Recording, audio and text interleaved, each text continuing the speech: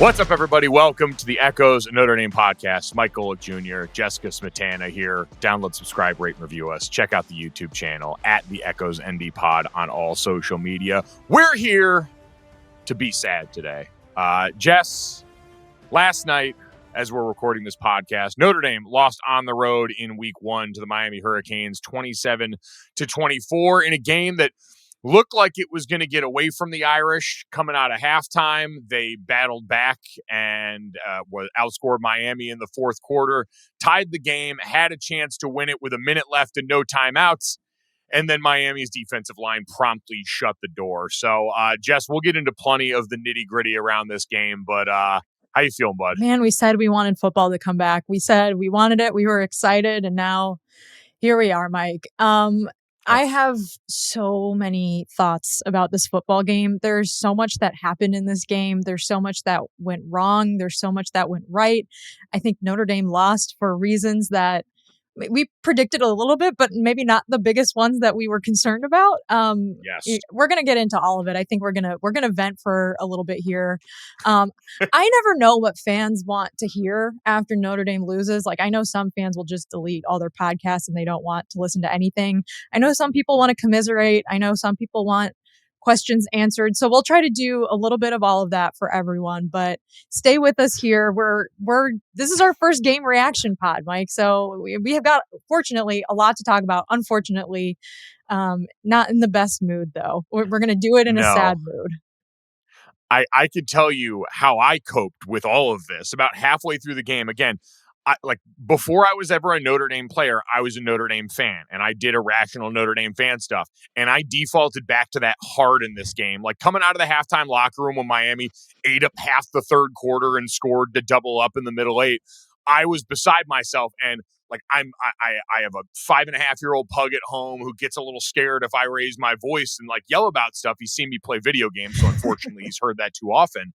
And so I needed to do something to calm me down. And my salve for this game was Jason Kelce's YouTube channel.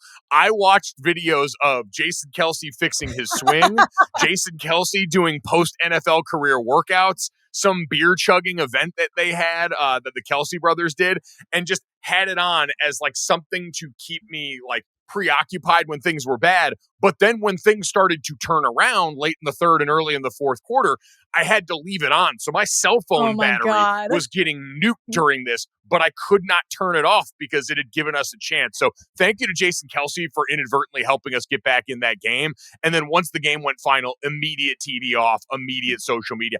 I could not deal with any of the takes that were going to be flying after that game, positive or negative. Yeah, there's been a lot of takes. We're going to try to get to a few of them here, but I'm with you on trying to distract myself when Notre Dame was playing poorly. I actually just at one point took my dog outside for a walk in the dark, just the two of us in silence. And that walk lasted a lot longer than I would care to admit. So there were definitely points in that game where I was physically and mentally unwell. And I think now, having slept on it, I feel not great. I don't feel good, but I think there was more good than I was giving Notre Dame credit for right when it went final, right?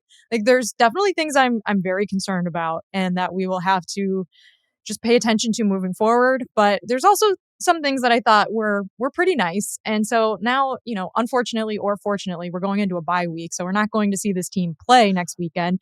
I think probably a good thing given some of the concerns here. But it would have felt really nice to go into that bye week with a win. And, there's some things that need to be worked out. For my mental health, it's great. And quite honestly, like, we hear all the time, and it's true, your biggest improvement as a team is week 1 to week 2.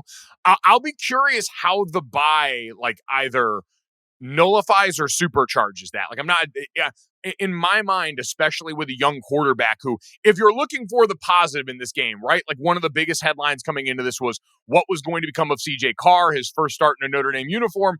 He finishes up this game 19 of 30, 221 yards, 2 touchdowns, and the 1 interception. He also ended up with 11 carries for 16 yards and a touchdown in this game. So certainly more of that than we expected. But like, Jess, from his standpoint, you come out of this game, got big-time experience on the road against a top 10 team. Actually, I thought acquitted himself pretty well. Like, CJ Carr, I get it. The interception wasn't great. It was a decision that he owned to. He said that was a play where he had the decision to either hand it off or throw it out. He made the wrong decision, should have put it in the belly of Jeremiyah Love. But outside of that, Jess, I don't think he was the reason that we lost this game.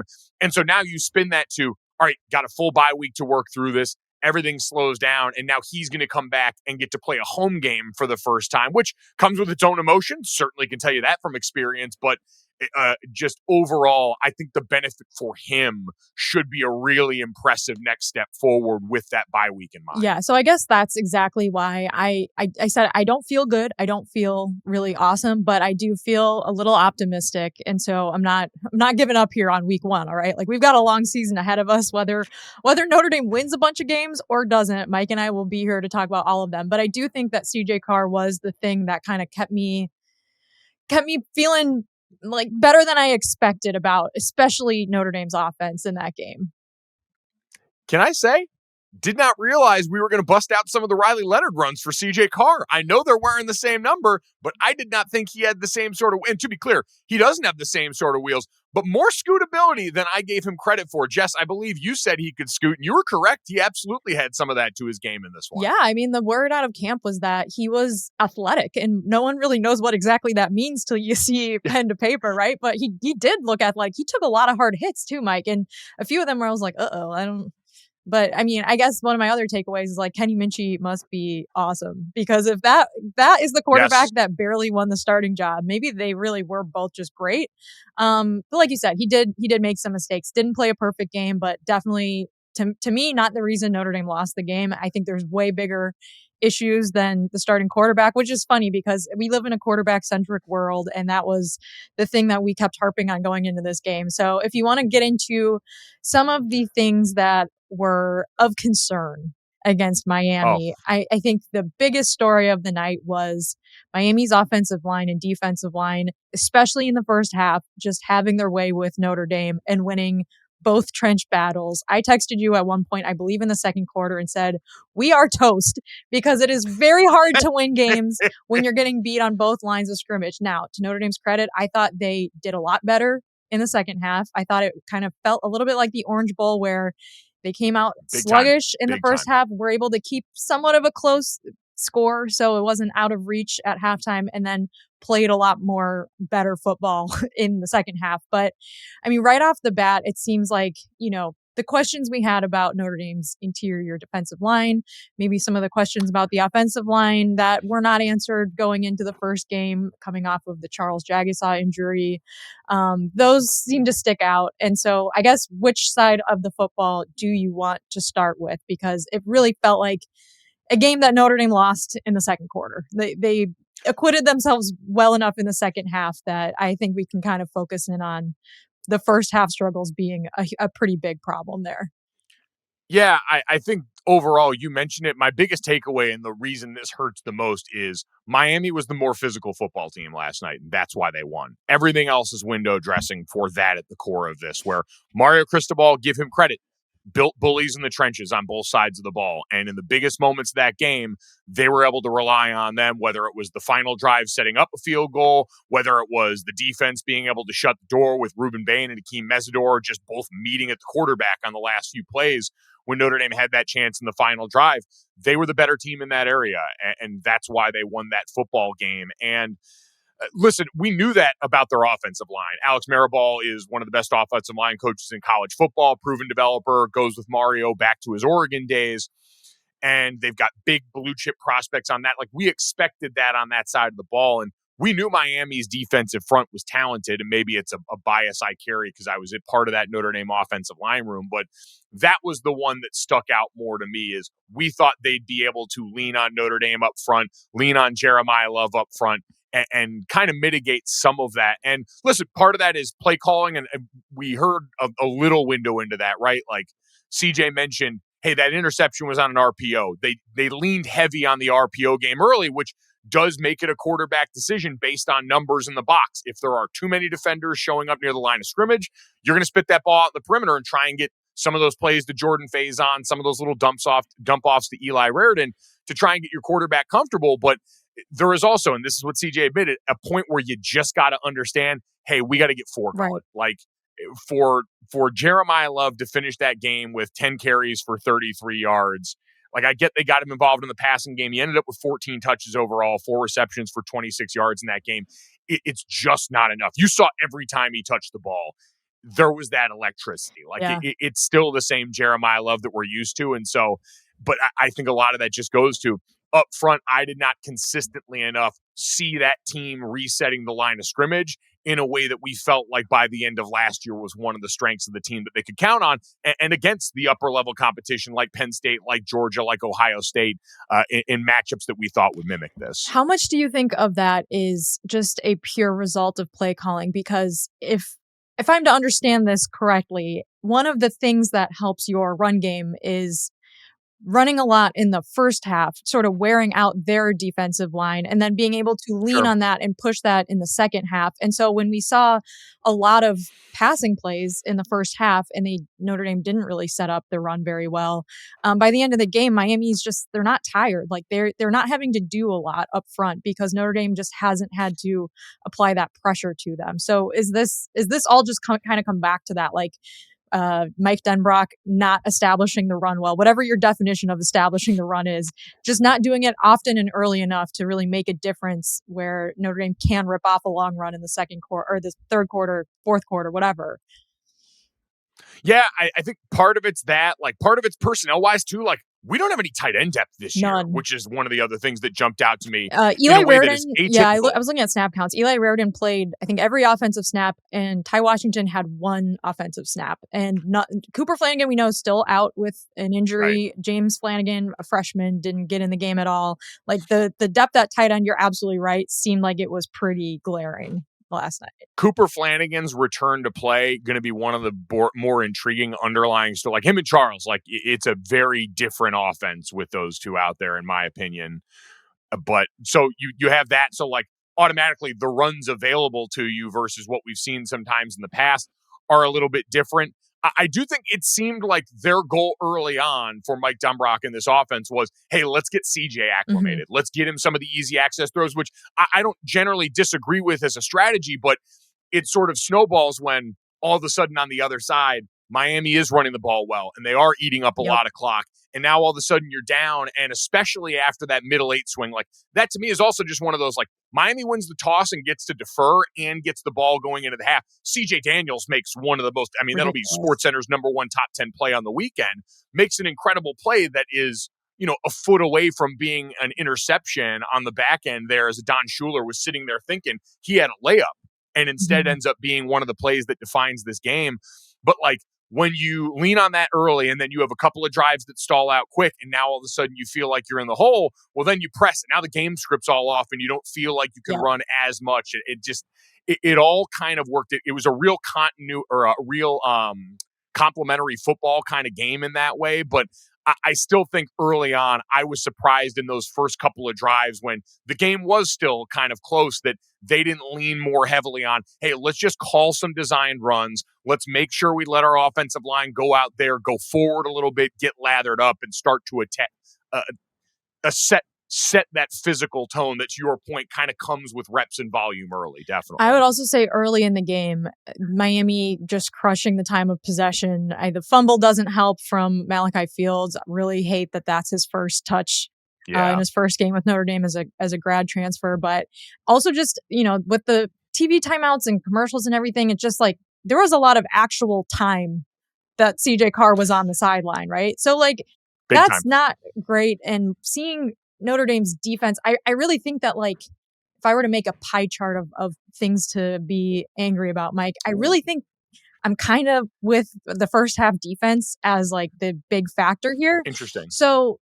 and like you're absolutely right about the CJ Daniels catch being sort of a fluky thing. And in a close game, that's the difference maker, right? Is that Miami's able to score going into the half. So I don't want to like crush the defense because I don't think it was a horrible performance. I do think Miami's very talented up front. I do think Carson Beck did just enough to win the game, and I do think their receivers really flashed, and that was going to be a big question mark for them going into the game. But it felt like at times the defense that we've gotten used to with Al Golden, the aggressiveness, the blitzing, the tackling, even all of the man stuff that he did. That's not what Chris Ash was doing on defense. He has his own way of calling a defense, and maybe it's just not what we're used to. But at times, it felt a little soft. It felt like they were letting Miami do a lot of stuff in front of them, and they were getting a lot of extra yards after contact. And it just felt like, a few key moments where third down, Notre Dame's got to get Miami off the field. They couldn't do it and ended up with some touchdowns in the first half. One of them was crazy, like I said. So I can't Sure. kill him for that one. Just ridiculous. But, a few drives where like they just had the ball the whole time. And when they have the ball, Notre Dame's offense can't get in rhythm. So it just, I don't know. What are your thoughts on that?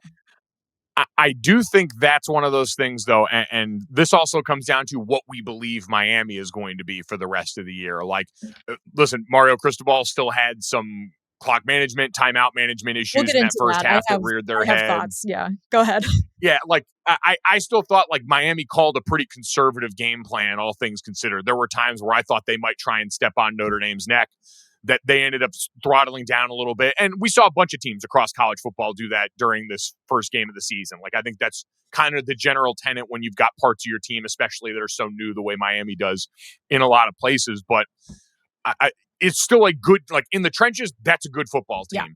If the rest of it can be national championship caliber, we'll find out. But that looks like a team that's absolutely going to have a chance to win the ACC this year. And so that's part of what's going to happen. I still look at the Notre Dame defense and like, that was my biggest take once I sat with it a little bit after the game last night was I think that defensive performance is going to age a little better than we gave it credit for. They got handed a short field twice and gave up 3 points. Yep. And I get one of those was a botch snap by Miami on that. But even if it was 6 points, like to respond that way to sudden change when their backs were against the walls there, personnel-wise, like this is also a thing. Like as much as Marcus Freeman, you mentioned it, I think part of this was the expectation in our mind from last year's standard with a lot of guys coming in, thinking they would just pick up right where they left off last year in the playoffs, even though that's the end of a long season where you've built up all that time under task.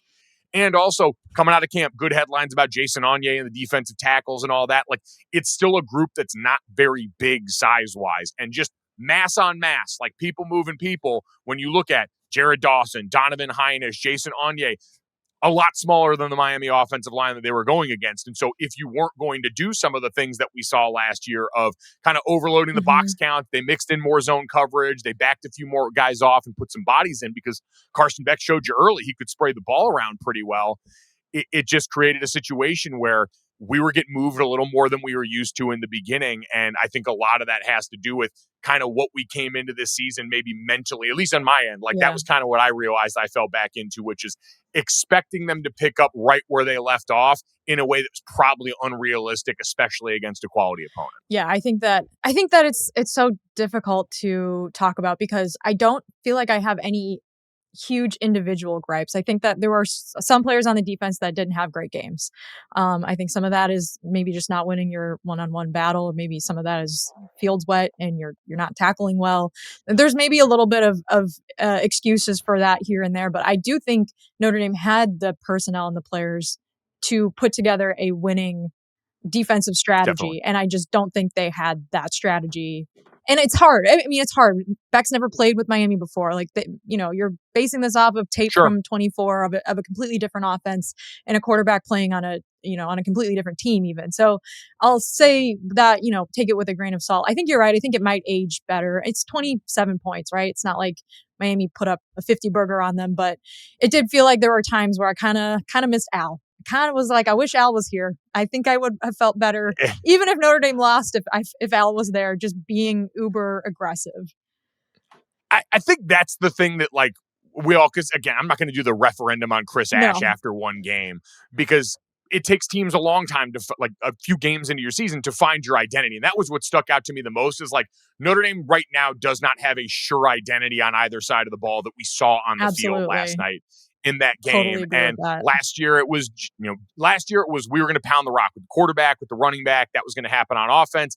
And defensively, we were going to throw hammers at you. we were going to just throw hammers at you until you passed out and see if you come out on the other side. And it was high risk, high reward. But to your point, there is something kind of fun about being the hyper aggressive team in a sport like this. And again, we heard it from Marcus Freeman a bit more in the postgame last night. We've got to get more from our 4-man rush. They really seem to believe this group up front can be capable of applying pressure. We saw Boubacar Traore apply it a couple of times. He ends up notching the 1 sack for Notre Dame's defense as well. So there's stuff there that I believe. I mean, later on, I'm sure this season there'll be talk about what the sub package looked like, who's out there and why, how they structure some of that stuff. But I'll also add, like Miami's offense, their rush EPA wasn't good. Like they didn't run the ball well. Notre Dame ran the ball better than Miami did. For all of the times that it felt like Miami's line of scrimmage was just they were just moving the line of scrimmage back on Notre Dame on defense. I mean, they finished with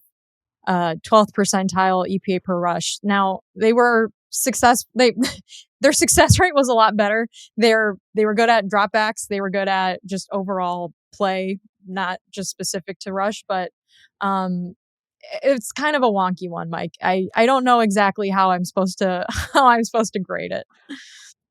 This to me is one of those games where in a close game against good teams, being -2 in the turnover battle, where remember Notre Dame we were primed for regression there. Notre Dame was one of the best teams in turning the ball over on defense last year and not turning it over on offense.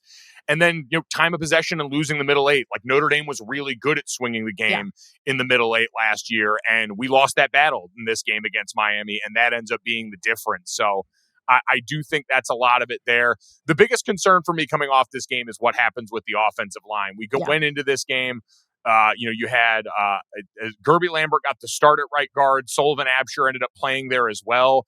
Anthony Knapp also apparently cramping towards the end of that game. So Styles Prescott ended up getting in the last couple of drives, including the one that ultimately sealed the game. But there were plenty of times where Anthony Knapp had his hands full with Ruben Bain and he was getting beat around the edge. Emil Wagner, who was one of the most consistent performers all last season, had a tough final drive where those last few snaps, everyone was just getting beat, including some of our best guys. And so figuring out what this group does the best again this season with a quarterback that's a less viable run threat than Riley, and then being able to hold up against high-end rushers. They did it down the back end of last season, but in this first game, that was a win for Miami. And so that Notre Dame O-line that's expected again to be one of the strengths was not as strong in this game as we expected, and that's going to have to change. Yeah, absolutely. We got a lot of questions. I put out a call out for questions on the Instagram and Twitter feed, so please follow us there. We love fan engagement and interaction. I love to hear what people are thinking, especially after games like this.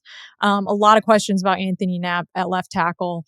He obviously didn't have a great game. Seemed like he was going through some physical stuff. It is 9 billion degrees there and humid. So did you hear the in-game report about him eating the popsicle? Yeah, and that was what I was It made me laugh. I needed a good chuckle and it did look miserably hot there to rain all day, even at night, and then have that. I mean, that's you know better than anyone. That's the worst because people think that when it rains, it cools down the air temperature, but instead you keep getting heat, but then there's steam coming off the ground, and so it's just even worse. It just is horrible, Mike. It's the worst place on earth. But yeah, it seemed like he was not having a good time. But I guess what is the alternative? Jagasaw's obviously hurt. I don't know who Notre Dame would start over Anthony Knapp. I mean, he played the full season last year. It didn't seem like there was really any camp position battle that anyone was going to win over him.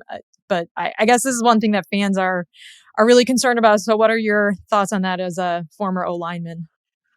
Yeah, I mean, it was weird because by the end of last season, he trusted himself a lot, trusted his punch, had great timing, all these things that, again, I haven't gone back and rewatched the copy, so I'm not going to say too much because O-line's hard to see when you don't have that camera angle from the pit behind them. But it just seemed like he was giving up his edge a lot. Hands were getting knocked down a bunch. And so it'll be interesting. When Charles Jagasaw comes back, I think there is, and we'll see, Anthony could absolutely rebound and this will be a nothing, and Charles will slot in at right guard. But I said in the offseason, Anthony Knapp's good enough where he needs to be in your starting 5. I didn't know where that was. Charles Jagasaw is the best athlete you have playing offensive line. And him at left tackle, to me, against high-end, high-caliber rushers is something I thought, all right, is that a little more of what you want there. But I'm not going to throw Anthony Knapp out after one game. The guy was a freshman All-American last year. He earned it, played his ass off over the course of a long season. So I think it's more likely, hey, it was good on good in a road environment, and they got the best of them there.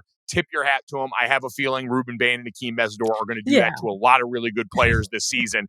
And so, again, I'm not going to kill the kid. I think Anthony Knapp's a really good ball player, maxes out his physical abilities, and I think is going to, if I had to bet on it, rebound pretty nicely against Texas A&M in 2 weeks would be my guess at this point. Yeah, I think I'm with you on Notre Dame. Just this is a tough opponent to play in week one, and it was close. It was very close. And we're going to talk about some of the things that went right for the Irish coming up after the break, because it wasn't all rainstorms and dark clouds over Hard Rock Stadium. There was a few nice things that I'm excited to talk about that maybe bode well for the future here. But when we come back from the break, we will discuss those things and continue our hour-long vent session.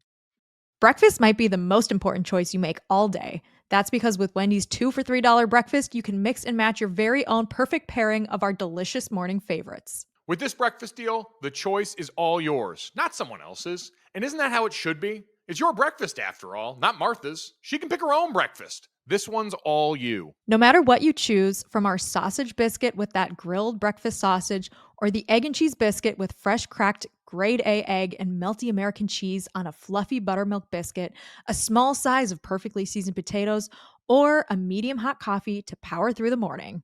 All you got to do is pick your ideal morning pair. You really can't lose because you're the one calling the shots. The choice is all yours. Wake up to Wendy's 2 for $3 breakfast, just the way you want it.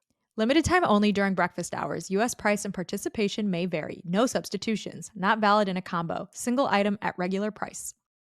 Welcome back to the Echoes, where we're starting to regain our composure after Sunday night's loss to Miami. Mike Golic Jr., Jess Smetana. Make sure you download, subscribe, rate, and review us at the Echoes ND Pod on Twitter. Jess mentioned we'll be taking some questions from people coming off the game here in just a little bit. We'll also talk about what we actually thought we liked from this game and that might bode well for the future for Notre Dame. But speaking of the future, Jess, not next Saturday, but the following Saturday, Texas A&M, Notre Dame in South Bend. Jess Smetana will be representing the Echoes for a live show, noon Eastern in South Bend, with a special guest that we will announce coming up here in a little bit. But it's the Saturday of that A&M game that's at night. So excited to get back out there, Jess. Everyone obviously come check Jess out, see it. It'll be a ton of fun here to go and, like you mentioned, meet up with a bunch of Notre Dame fans, get to all talk about our thoughts and feelings going into what's now a very tense week 3 matchup against Texas A&M, but should be a good time. Yeah, I'm super excited for it. We will have more details on next week's podcast about, where we'll be and what time and everything like that. And please follow us, like Mike said, on social media. I will be posting all the details there as well.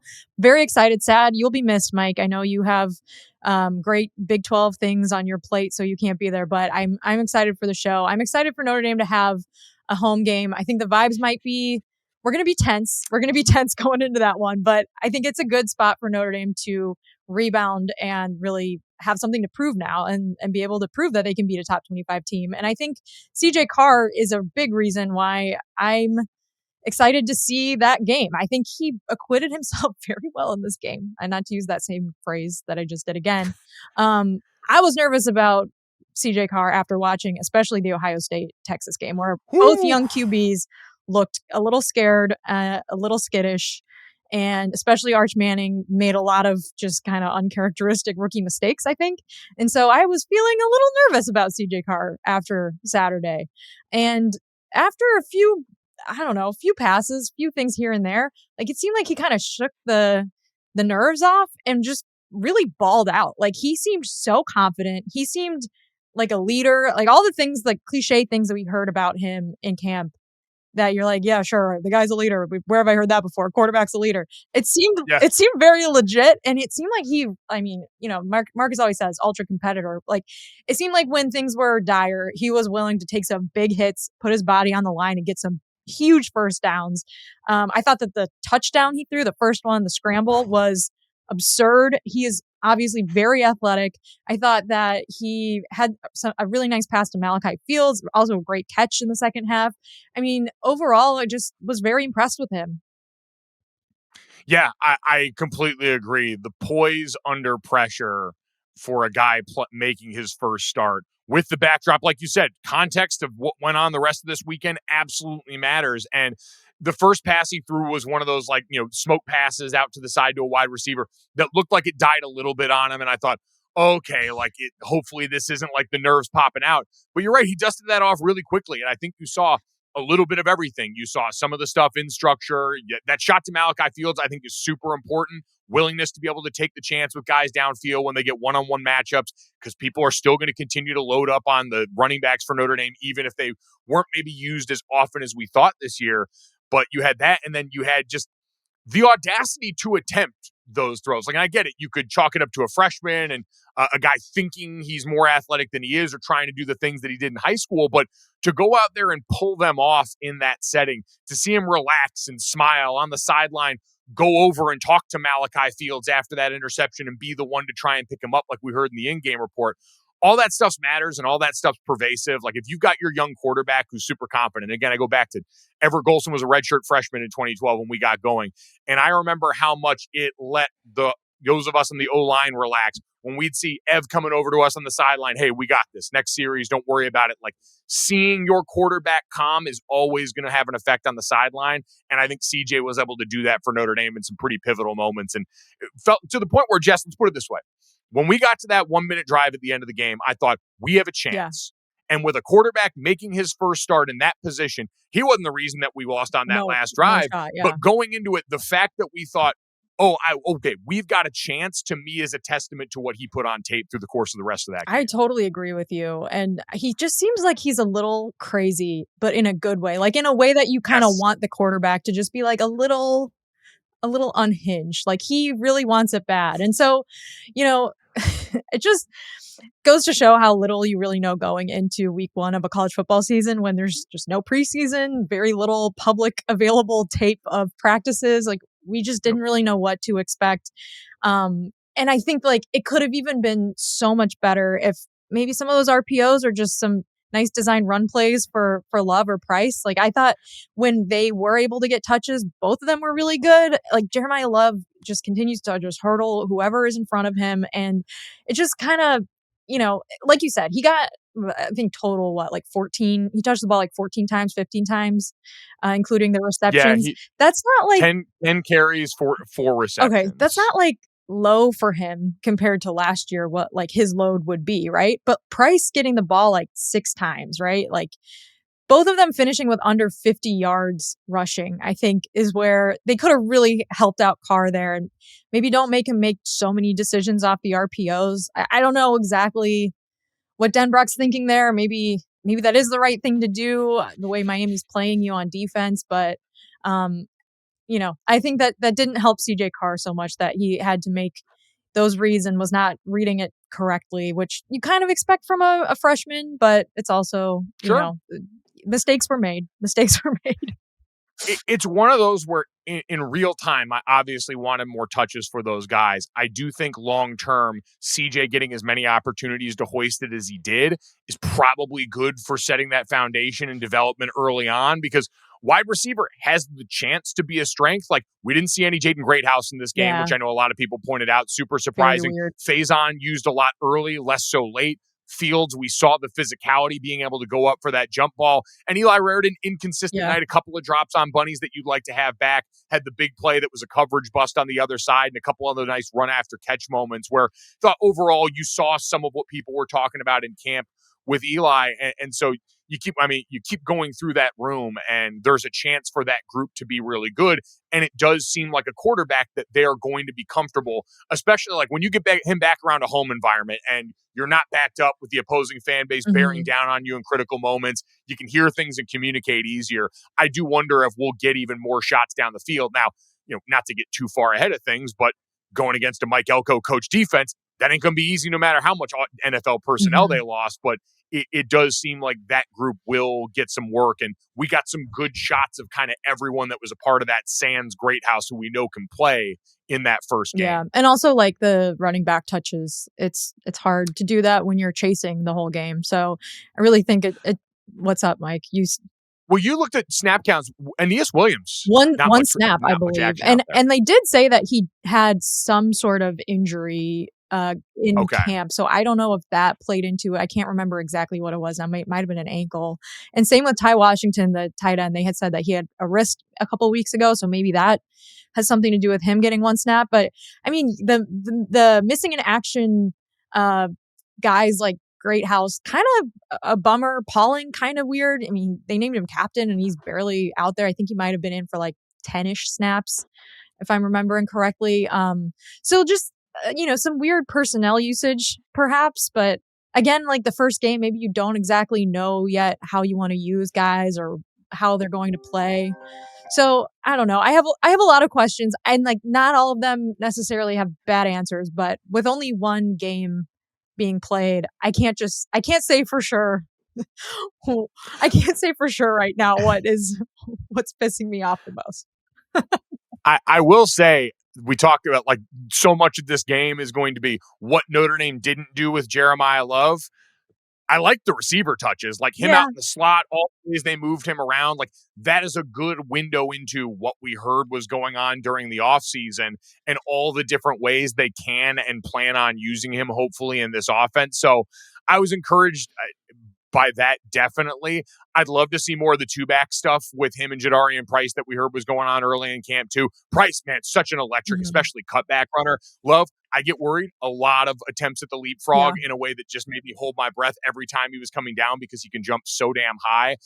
Jess, let's talk about defense, though. Was there anything that you liked, especially on the defensive side of the football? I know we were critical of them a bit just because of some of the early getting run on, but again, held Miami to 3 points off 2 turnovers, gave him a shot at the end of the game here. I thought Christian Gray, once again, kind of a microcosm of what we saw last year on that penultimate drive, has a penalty that actually probably saves a touchdown after getting beat on that play, immediately follows it up with a PBU, ultimate DB mentality. So was there anything you saw that you liked on that I side? thought Stroman had a good game.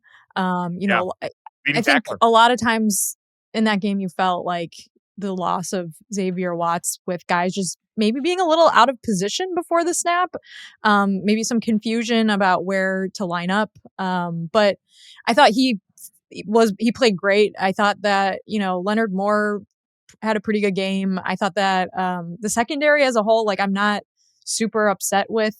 Obviously, like the touchdown play with Hobbs in there, that was not his best rep. He got beat, I think, earlier on that same drive too. And that's a freshman coming into a tough spot. And, Christian Gray also had to go out because of that throat injury, which was kind of freaky.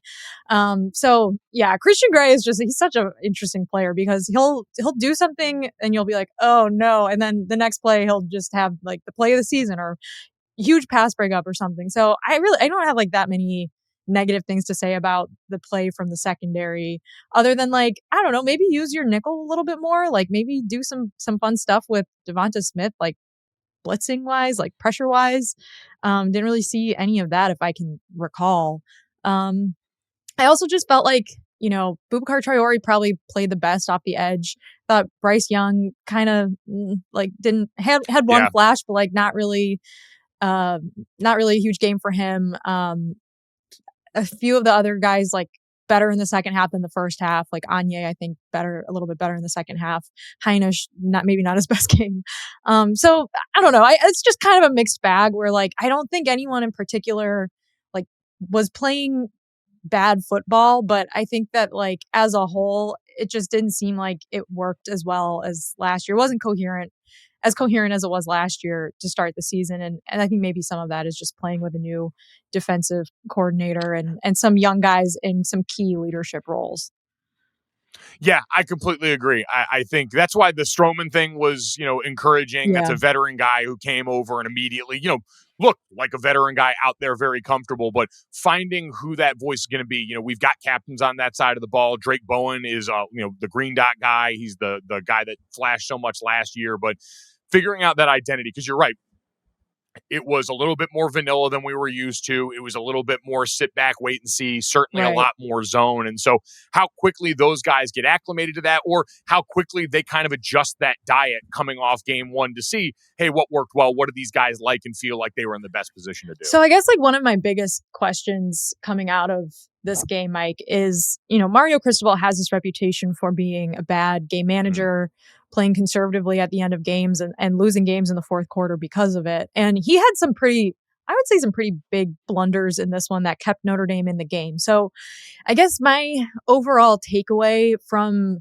the defense is that I can't tell, and maybe if I rewatch the second half, I'll get a better sense of it. But like, I really can't tell how much the defense improved over the course of the game versus how much Miami really took their feet off the gas pedal. There was that one point where Miami kicked the field goal on 4th and 2 when they went up 10 that I don't really get why you don't just try to run the ball and get the first down there and go up by a touchdown. Agree. It felt really, really weak from a team that had been, like I said, their rushing number is not amazing. That also, takes into account end of game stuff. But 2 yards in deep in Notre Dame territory, I don't know why you don't just take that. And then maybe we kind of think a little bit differently about the defense. But, obviously they kick a field goal there. They make the field goal. I thought like the timeouts and stuff, like he basically, he didn't beat any of the allegations, like taking a timeout before a punt in the first quarter, taking a delay of game right after halftime. That was crazy. Letting Notre Dame get the ball back with over a minute left, even like, it didn't seem like he realized Marcus had a third timeout at the end. I don't know, maybe he was mad about something else, but that was weird. So I think Miami really did let Notre Dame kind of get back in it. And I'm just not 100% clear on Notre Dame forcing the issue or Miami just like really calling a bad game offensively in the second quarter. Maybe a little bit of both. Like it's usually combination, little column A, little column B, but that was kind of one thing I've been mulling over. It definitely was. I was surprised too, given the fact that, like, the one thing we saw, and we had mentioned going into this, Carson Beck, the best quarterback on Notre Dame's schedule as of right now, and looked like a mature guy. There wasn't a lot of pressure on him. Sprayed the ball all over the place. Was it Malachi Toney had an awesome game? Yeah. Looked like a springy athlete. He was awesome. So I do think I was surprised they didn't trust their veteran quarterback a little bit more in some of those moments, because a lot of those like easy 5 to 10 yard throws, like again, it wasn't like a crazy game. CJ Carr averaged more yards per attempt than Carson Beck did at 6.6 for the game. But I'm with you. I was surprised they didn't go for the jugular in a few more spots. And you're right. Maybe that colors how we feel here. Overall, though, coaching wise, like in this game, Chris Ash, not as aggressive as Al Golden, but like overall, I didn't think it was egregious. I know people are, probably going to come for him more than anybody from the fan base, but I still want to see what it looks like overall as the identity of this unit develops. On the other side for Mike Denbrock and the offense, we've talked about people wanting certainly more run game early on in this. From Marcus Freeman's standpoint, Jess, going into year 4 now, from a game management standpoint, didn't really see anything, right? Like that would pop off the screen one way or the other. So much of the playoff run was marked by, and you kind of kept waiting for, is there going to be a spot where Marcus can put his imprint on this game, where there's a big decision, where there's a special teams decision? And I don't feel like we really ever had an opportunity. No, I don't think there was a great opportunity. And also, like, the other thing about last year, especially in the playoff run, was the defensive havoc and the havoc rate, Mike, which is basically like how your defense can disrupt the other team's offense. Notre Dame was very poor at that. I mean, lost the turnover battle, like you said, and like the CJ Carr interception was such a stupid, like, bounced in the air, went off a cleat, like, okay, but bad read, but didn't have to be a turnover. Could have just been an incomplete pass, right? Like that was a little bit of luck and a little bit of like right place, right time, and also a quarterback making a bad decision. And then the fumble, of course. And Miami didn't score any points off of that because that was when they fumbled the field goal, if I recall.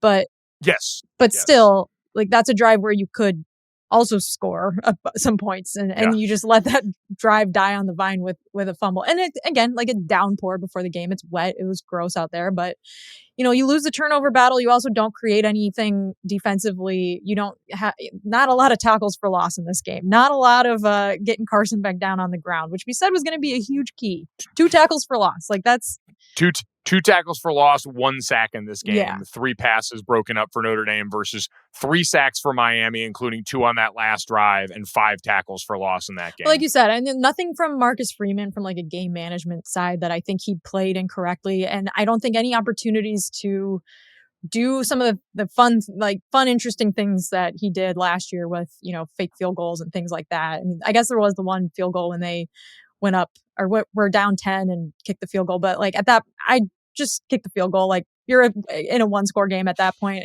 don't do anything weird there. I think that was the right call. So yeah, close game, like really, really close game. Really came down to a couple crappy turnovers and a freak catch before halftime. So I'm with you. I'm not trying to fire anyone. I'm not trying to kill anyone. Obviously, like that would be crazy if I tried to kill someone. But I meant like verbally. Don't say it on a microphone with me around either. I don't want to get dragged into this. I meant with words, obviously. Okay. But we'll take this loss and we'll see how they do in the next game. And we'll see what adjustments are made. And it's an important data point, a really, really good offensive and defensive line for Miami. You can't state that enough. Like a lot of freaks on that team. Notre Dame's got some freaks too. They just didn't do as much. They weren't freaky enough. And that sucks. Like that is something I think the coaches need to put them in the position to really show that they are just as freaky. So yeah, just a crappy result, but mixed bag for sure. I think if I'm going to put a bow on it here before Please we get to our last segment and look around college football, get to some of your guys' questions and talk about our favorite Notre Dame daughter, Sonia Citron. If I'm going to put a bow on this in a vacuum, Jess, to go on the road with a quarterback making his first start, lose by 3 in a game where you lost the turnover battle by 2 in the way that Notre Dame did, and to have had a chance to win it on the final drive. If you put that in a vacuum in a season, you'd say, all right, there's something we can work with there. There's some how we got there that is concerning in areas that we thought were Notre Dame's strengths that are going to need to be addressed. And in the big picture of the season, it's an important data point because it's one of right now the 2 games on Notre Dame's schedule that look like the real defensible data points. And maybe USC will be resurgent enough to where that in the middle of the season will all of a sudden be a game. But we came into this year with Miami and Texas A&M being the big opportunities for Notre Dame to impress for a team that's got college football playoff aspirations. And those are still on the table, but it definitely takes a hit when you lose that game, even if this will probably qualify as the quote-unquote good loss when it's all said and done and the people start getting into the meeting room. Love it. Love a good week 1 loss. God, the discourse. I do think it's very funny, Mike, and we're going to go to break right after this, so stay with us. But I do think it's very funny that like going into the game, it's like the worst case scenario from like a conversations perspective is like Notre Dame loses and CJ Carr is not very good. Somehow Notre Dame managed to lose, but CJ Carr was very good. And now I think this is why I'm so confused. I think this is why this is very difficult to talk about. And I guess that's why I'm not like, I'm upset. Don't get me wrong. Like feels like shit when you lose a game, but I'm not like, there's other stuff too. I'm like, okay, like, I don't know. It's so true, Jess. That is the perfect place to leave it. Is if Notre Dame had lost and our offensive line and defense had been dominant and the freshman quarterback just looked like a freshman, fine, we can fix that in post. But because some of our strengths looked lesser than that, we're all of a sudden a little panicked. Right. All right. Well, we'll be right back after. On that note, we'll be right back to talk some more college football and Notre Dame. Welcome back to The Echoes. I'm Jessica Smetana. He's Mike Golic Jr. Thanks for staying with us on this somber, whatever day you're listening to this on morning. Like we mentioned in the last segment, I will be live from Notre Dame somewhere the day of the Texas A&M game for a little The Echoes live show. So please check us out and stay tuned on some of the details of that. We will have more details on next week's show and also on social media. Mike, speaking of social media, we put out a little call for action. Hey, what are your questions, The Echoes listeners? What do you think is what's on your mind after this loss? So I'm going to ask you a couple questions from our Twitter replies, and one is from Cam Mack. He says, does Notre Dame have a Chris Ash problem? No, I don't think they have a problem. I just think they have a different identity, and we've talked about that. And I think they're still kind of figuring out what that is, right? What the blend is. Chris Ash, when he came in, said, I'm not going to overhaul what's going on here. We're going to make some minor tweaks here and there. I think they thought based on personnel, hey, we feel like we've got good edge rushers. We can get pressure there, maybe play more zone. Let's see after they look back at the tape and through the bye if that's the case coming out on the other side where they're still willing to try and go and let another game go by where that's the case, or if they start to alter the prescription a little bit. Yeah, definitely want to kind of get a little bit more info on Miami too, and see how they shake out offensively. Maybe this is just like a juggernaut of a team that Notre Dame just played against going on into your first game and didn't have all the tools there to prepare for it. So we will see. Does Notre Dame have a Chris Ash problem? Not right now. Maybe later. From Jay Brennan on Twitter, did Riley Leonard cover up for the flaws of Joe Rudolph? Mike, this is a question for you also. What do you think about that? Yeah, no, I'm definitely not going to put this on Joe Rudolph. Like, I'm sorry, last year to have as many guys ready to play high level football last year, even if your quarterback was absolutely a huge break glass in case of emergency that they went to often, that helped them out, that made some plays on his own, like, irregardless of that and independent of that, Notre Dame's offensive line played very well in some pivotal moments. And to do that with as many different combinations for a good team as they had last year, that to me is coaching. So no, I'm also not going to tag Joe Rudolph with this right now. It didn't go great, and they're going to need to see improvements and figure out for this team, this year's offensive line, hey, what are the schemes we're most comfortable with? Get into more of rhythm there. But no, I think Joe Rudolph can coach. Yeah, I think that like if you're just basing it off of this one game sample size, like you're kind of forgetting a whole lot of good things that happened last year. So not gonna break glass yet in case of emergency on anyone on the staff. Like really, the staff is kind of the same except for running backs and defensive coordinator. Like you still got a lot of the same guys there. So I'm not going to freak out yet. I understand why you would if you're a fan. I get it. It sucks to lose. I don't like Miami either. Happy I don't live there anymore. Very happy, actually, in particular this morning that I don't live there anymore. But like we just have to kind of wait and see about some of these things. And I know that's terrible analysis, and it's the time to point fingers after a loss, but we have to just kind of wait and see. Like it's it's the start of a new season. So another team, Mike, that we kind of thought would be pretty good this year that Notre Dame actually plays in a few weeks is Boise State. And again, off of a one game sample size, they got their ass kicked by South Florida on Thursday night. So, if you want to talk about like the whole playoff picture, I guess that's one thing, but I don't think we need to like get into all of that. We could just say like Notre Dame plays Boise State at home. It was going to be, it's still going to be a big game. It's the Irish Wear Green game, but does your outlook on that one feel a little different now that we've seen the Ashton Genty-less Broncos?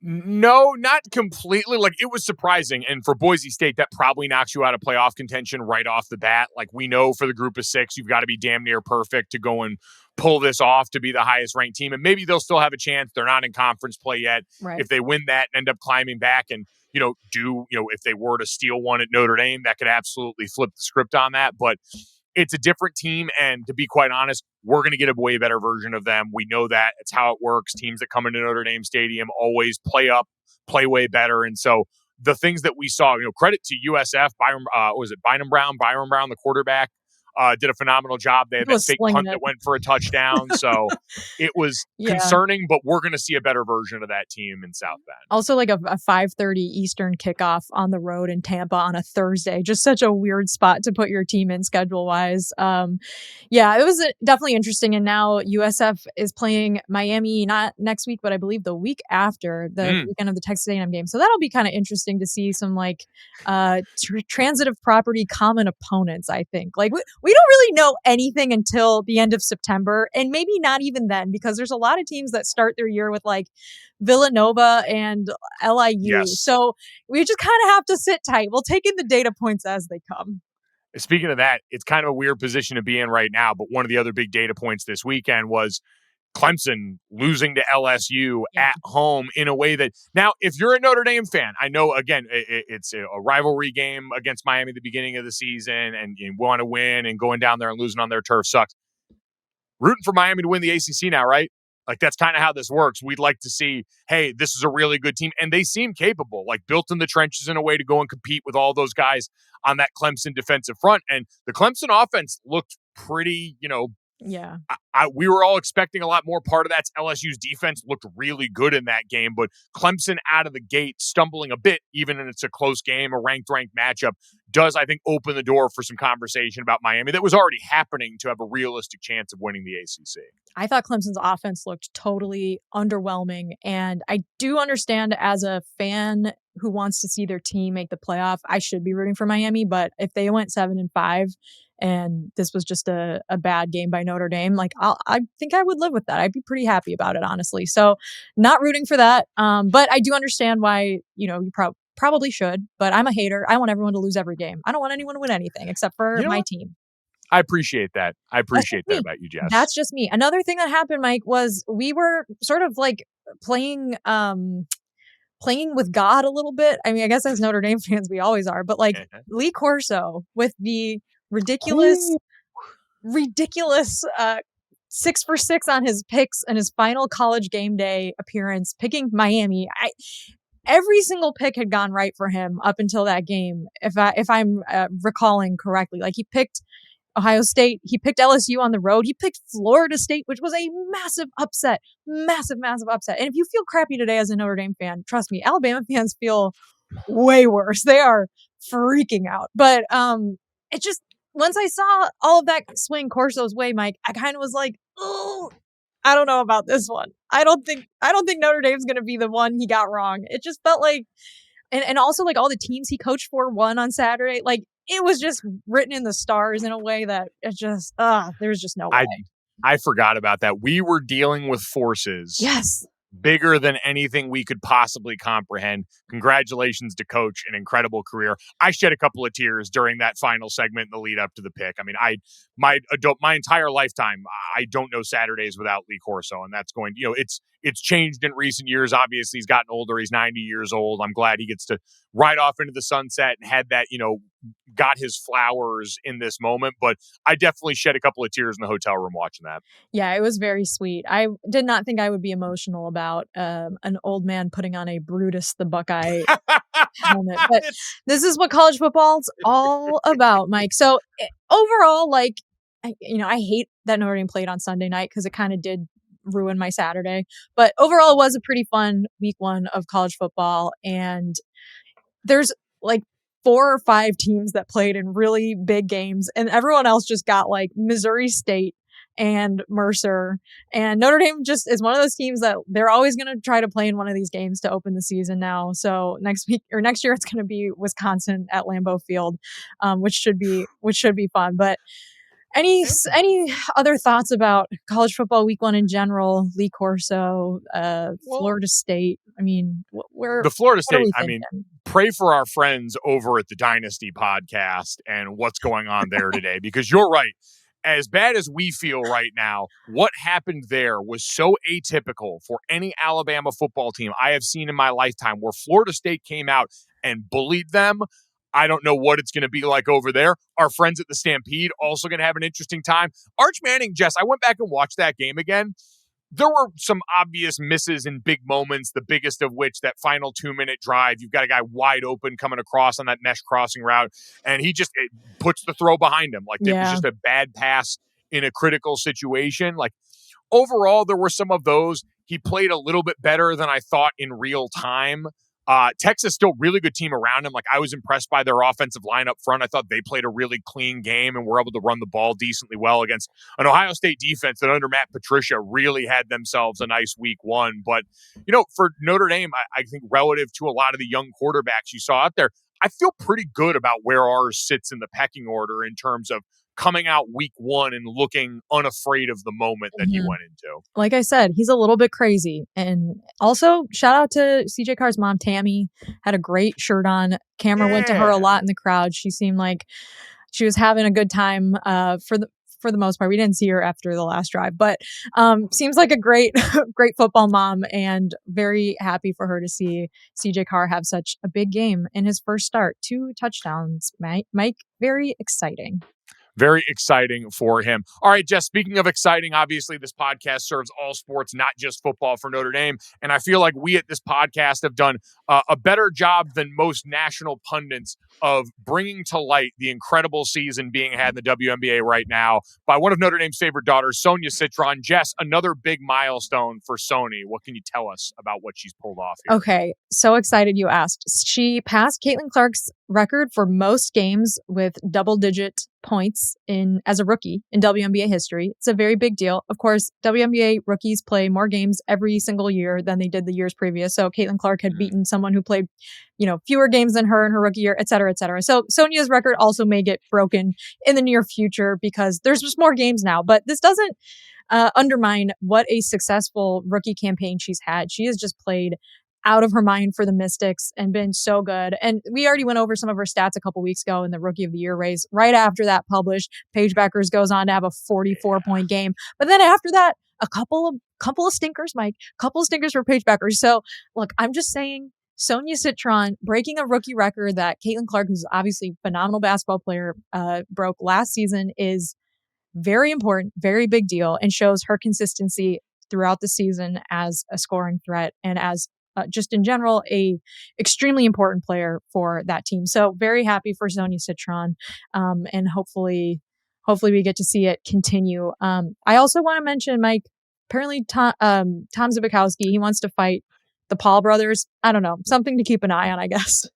Yeah, listen, haven't heard from Zibby in a while. Would be happy to see him back in the ring. And so if we get that as a bit of content, maybe Zibby can be the hero we all want. I think a lot of people like to see the Paul brothers get knocked out if that's possible. And so maybe Zibby can be our guy. He would be. I always get them confused. Which is the one that's fought all the old guys? Is it Jake? You're asking the last person on the planet who would know which Paul brother is which. I think it's Jake also. Yeah, Jake Paul's the one that fights all the old guys here. And so I think Zibby was trying to fight Logan or box both Paul brothers, apparently. Maybe so both at the same time. Who knows? I'd like to see it, especially with Jake. He'd be one of the younger guys that he's ever stepped into the ring to. I have no idea what kind of, fighting shape Zibby is still in at this point. But, or we could get Mike Lee involved, Notre Dame's actual boxing alumni too. So just enlist them, a Notre Dame card against the Paul brothers upon this rock. They will make a lot of money in the content church. So. Absolutely. Look, we are here for all the Notre Dame stories. So bring them to us. If you see something out there in the wild, send it our way. And thanks for listening to another episode of The Echoes. Wish we had a happier outcome to discuss. I think we made it through. Like, I don't know if you feel better mentally. I feel like I can face my day. I'll probably go to sleep really early tonight.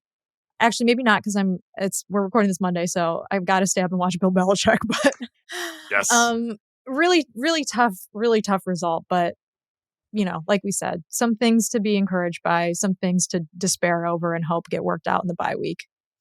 Yes, and so we all get to enjoy our weekend stress-free coming up. We won't have any game preview because of that, but we'll be back next week coming off the bye to get us all set for Texas A&M, for Jess's live show in South Bend, and plenty of other great Irish nuggets. Again, download, subscribe, rate, review at the Echoes ND Pod on all social media where you can see our stuff. Thank you to everyone who submitted questions.